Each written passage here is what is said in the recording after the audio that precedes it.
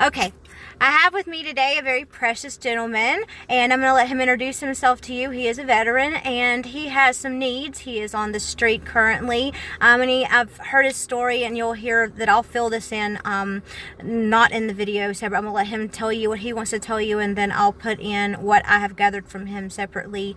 So, here we go. Hi, my name's Charlie. I'm a veteran. I was born in 1958. I'm homeless. It's hard to get work when you're 60 years old and homeless because you don't have an address, and nobody wants to hire a 60-year-old when they can hire from a college that has over 320-year-olds. So every job interview I went out on for the past year and a half has always ended with a 20-year-old getting the job. Even though I had the experience and the knowledge, it ain't gonna help.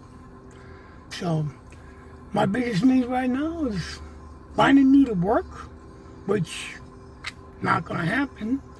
And my medical reasons is not making it any easier for me to find work. So I'm kind of in a catch-22. I filed for disability, it was turned down. The appeal went through, and it was denied. When they filed for appeal on it, the appeal went in too late, so the disability was denied. So now I'm just waiting for my retirement to kick in. And that takes anywhere from 12 months to 18 months. Yeah. So, how long have you been homeless? I've been homeless since February and so this year. You're staying in hotels when you can get enough to stay in the hotels, right? Yeah, when I can work up enough money on the freeway. Right. Doing pandering, holding up a sign, homeless. Which is very hard. If anybody's ever done that, it's hard because you get treated as a second-rate citizen. Not to mention the fact that it's even harder when you had heat stroke 3 years ago. Right.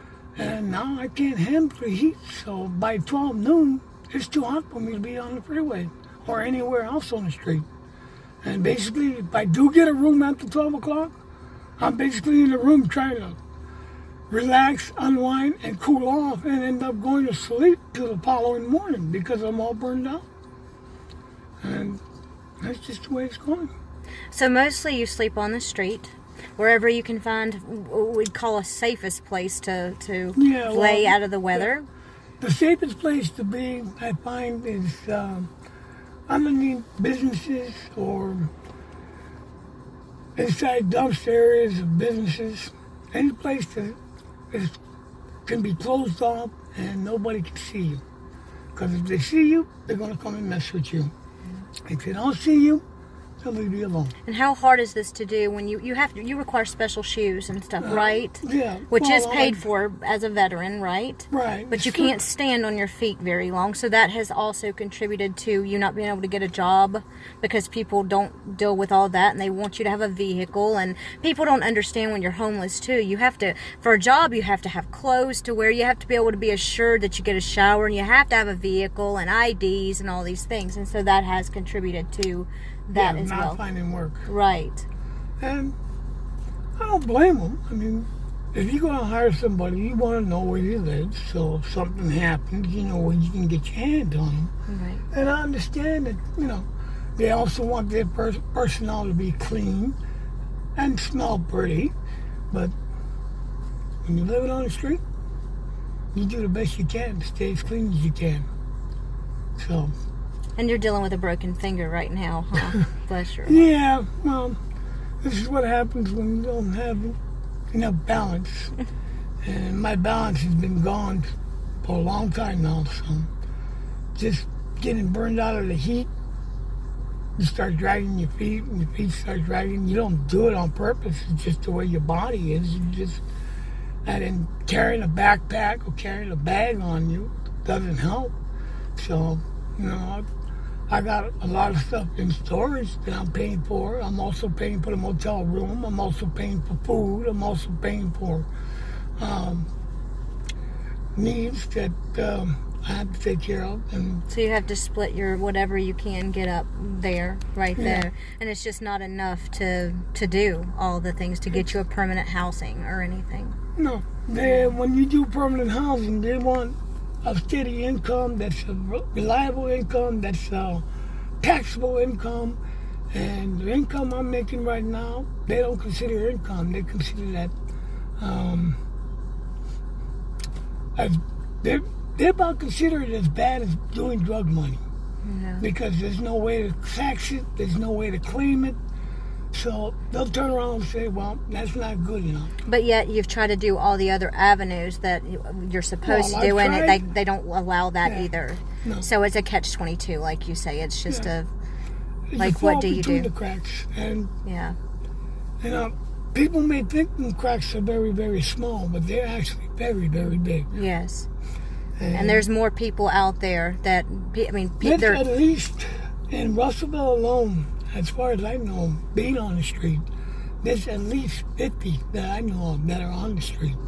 That's not counting the people that are the women that are out there. Yeah. They're out there too, but they have places they can go. They can always go to a shelter, you know, or they can go to rehab or something. But you know, when you see me on the street, it's not that I'm trying to make money for drugs. I'm trying to make money for a motel room. to live, right. So I don't have to sleep in the weather. I don't have to sleep in the heat. I don't have Right. to sleep in the rain.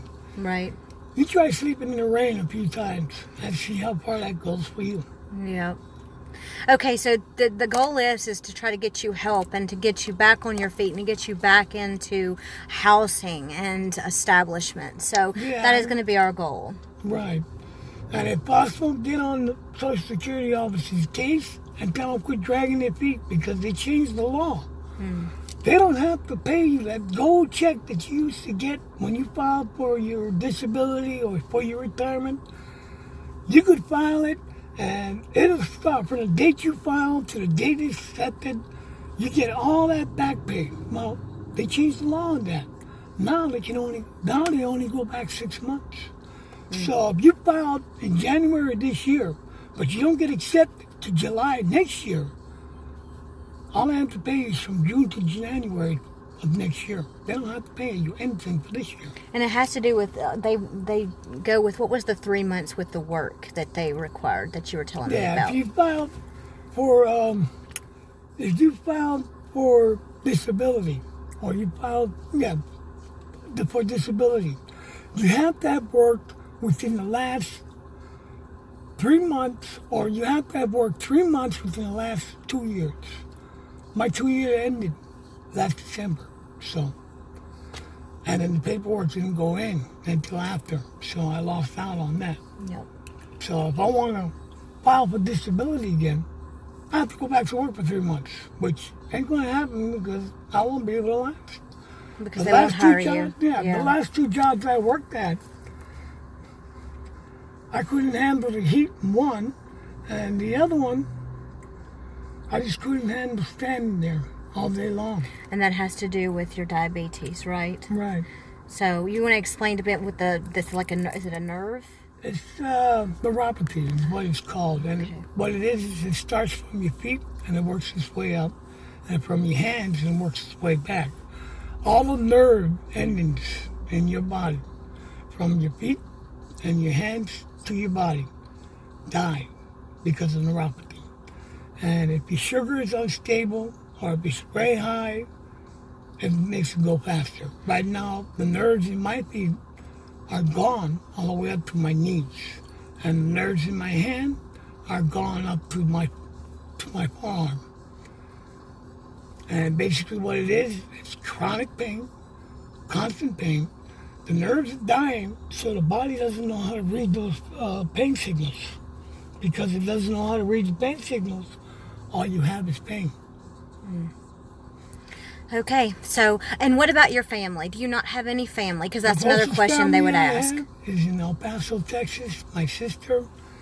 And 2 months ago, she just got out of the hospital for a staph infection under her arm. And she's going on 70 right now, her and her husband. And they're on a fixed income. They couldn't afford me being out there. And I don't want to go out there and be a burden on them. Right. So you don't have any other options. Any other family? Right.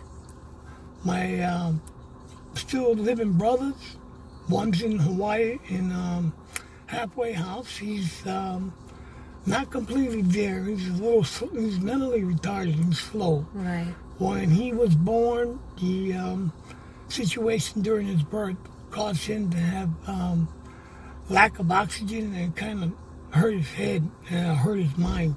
Yeah. So when he was like about 18 years old, the doctor said he had a mind of a 16, 15-year-old. Yeah. And he's never been the same since.